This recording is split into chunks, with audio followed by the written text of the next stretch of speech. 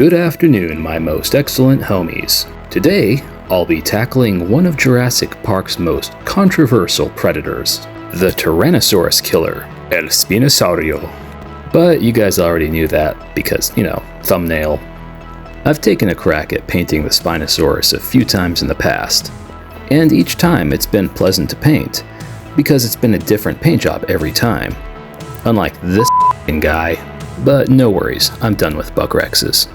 To save time, I've already base coated the Spinosaurus with pavement, which is a very, very dark gray, although it looks lighter here because, well, lighting. The Mattel Spinosaurus has a lot more detail sculpted into it than most of their offerings, so the first thing we're going to do is hit the sucker with copious amounts of dry brushing. I like to do the lighter colors first, and since the Spinosaurus has a lot of light markings on it, we're going to go in and paint the face with bird crap white. Okay, I admit, it's not really called bird crap white. It's actually a really light gray. But as with many dinosaurs, the light gray does appear white when it's up against a darker gray. And the light gray against the darker gray pavement is really going to make all the texture on the Spinosaurus's face pop.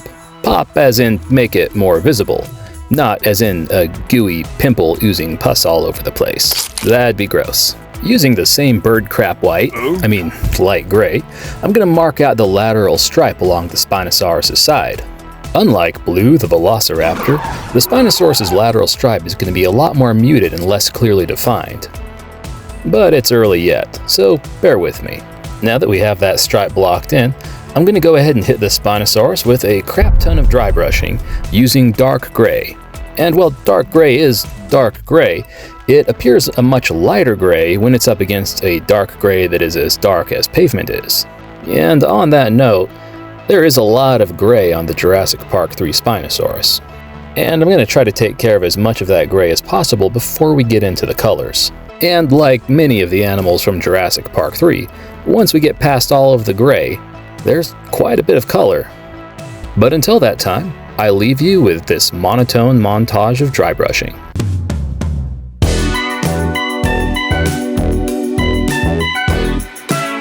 You may have noticed that this particular Spinosaurus has smaller feet, a longer tail, and a much more screen-accurate head sculpt than your average Mattel Spinosaurus.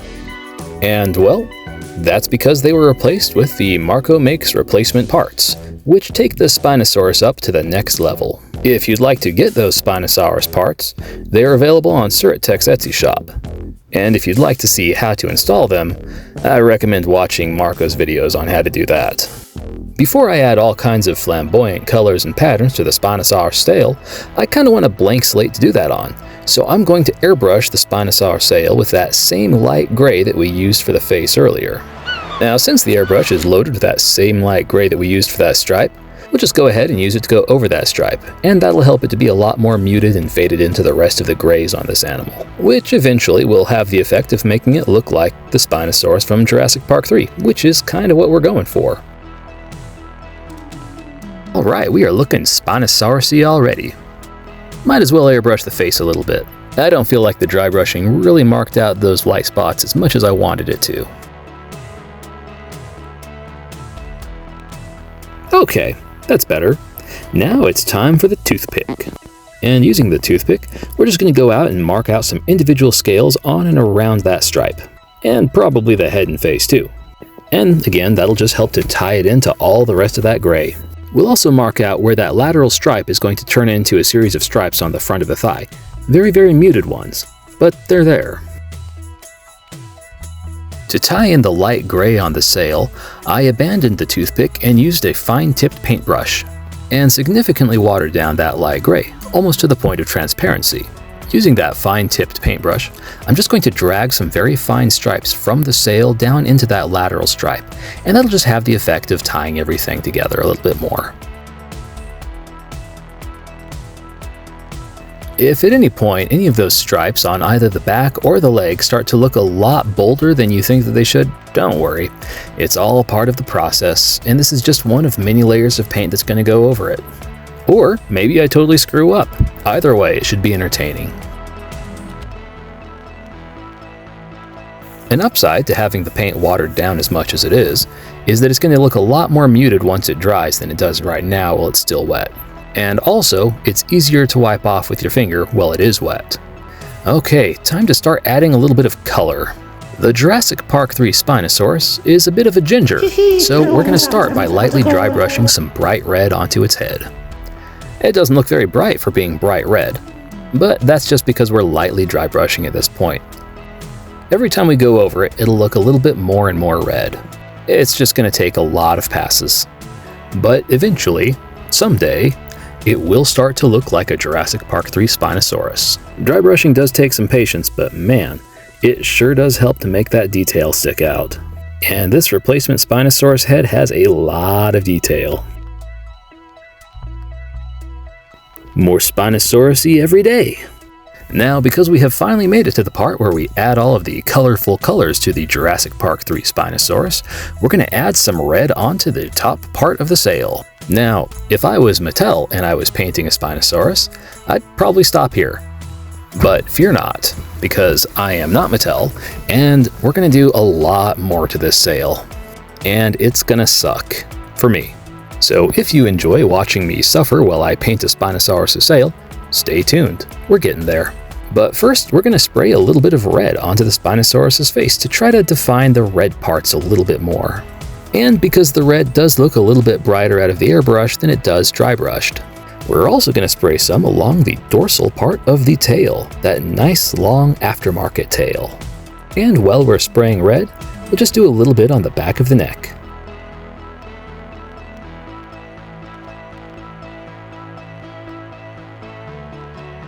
Yep, we are definitely getting there, but we're not quite there yet. While I was doing all that dry brushing and airbrushing, I had some masking putty over the Spinosaurus's eyes.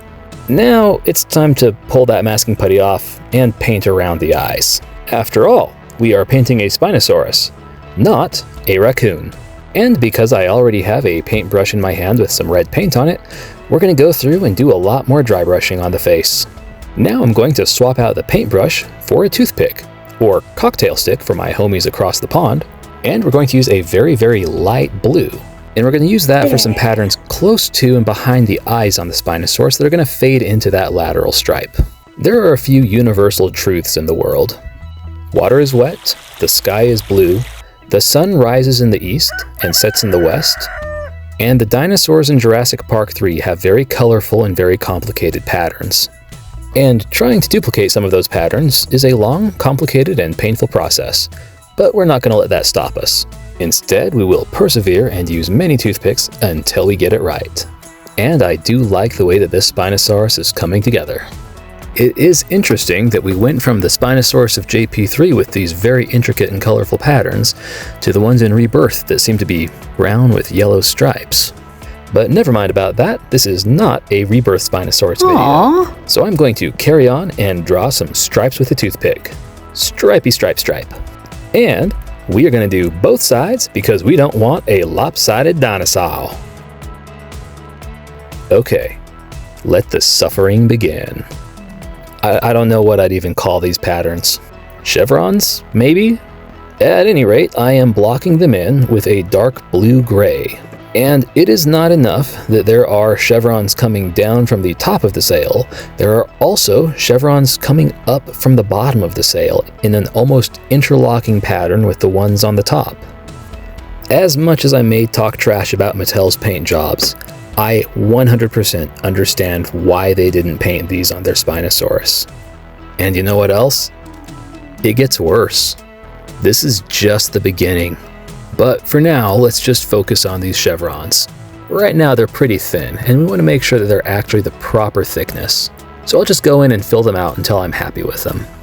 Or at least less disappointed.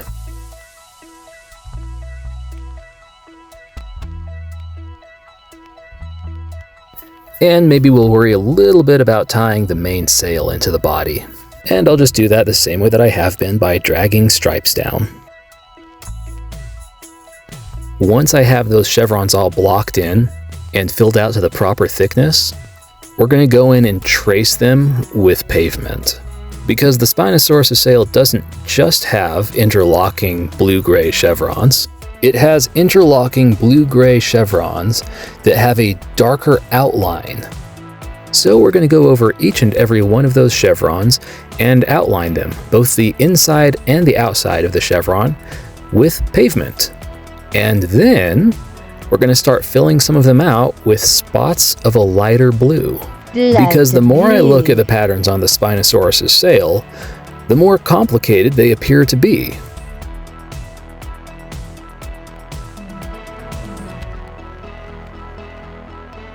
Okay, upwards and onwards. Spot, spot, spot, speckle, speckle.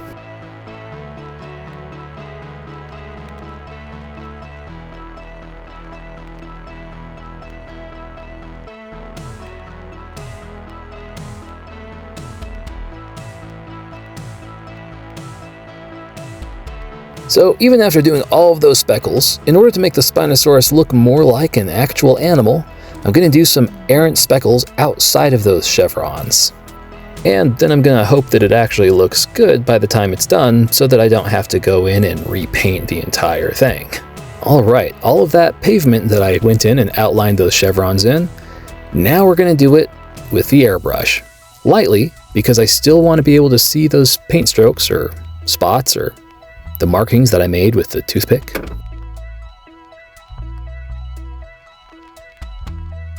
Yeah, this is actually going a lot smoother with the airbrush.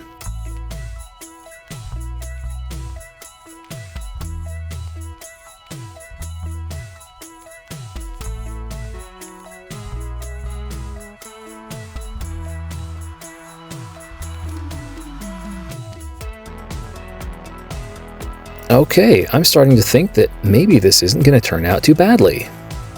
But the pavement in the airbrush did obscure some of that really light gray color in the sail. So we're going to load some of that into the airbrush now and go through and redefine where that light gray is between the chevrons. That's better. Maybe just a few more passes. And on both sides of the dinosaur. Okay, not bad. I'm actually pretty happy with these patterns. Now, let's spray some more of that red on the top of the sail.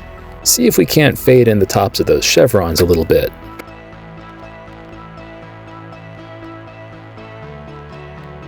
And now for funsies, let's go in and do a little bit brighter dry brush along the neck and the top of the head of the Spinosaurus.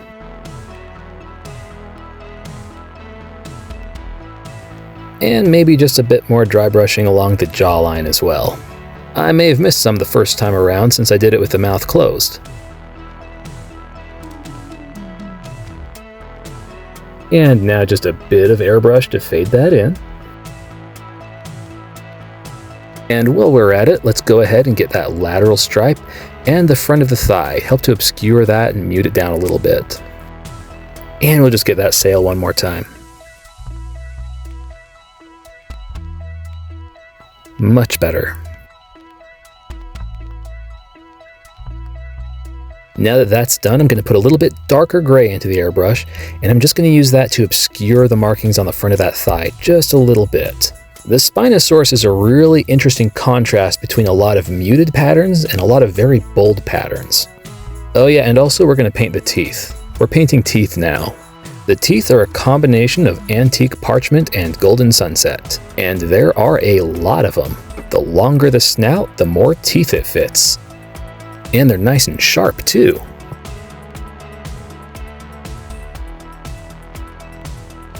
If we're doing the teeth now, that can only mean that the claws are next. And for the claws, we are going to use a fun gloss black. I don't know what makes it fun. I just felt like saying it. Gloss black? That could be a fun color. Anyways, once the claws are done, the dinosaur is done.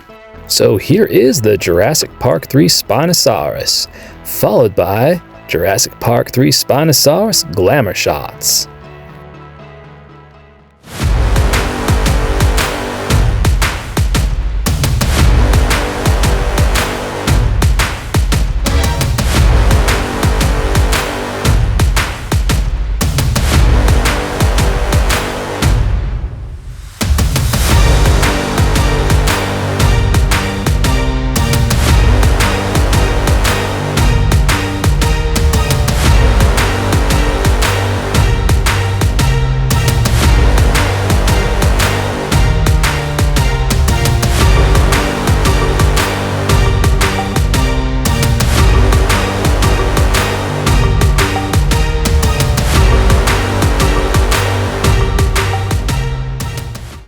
folks, that's the end of the video, at least as far as Team Spino is concerned. Team Rex, go ahead and keep watching.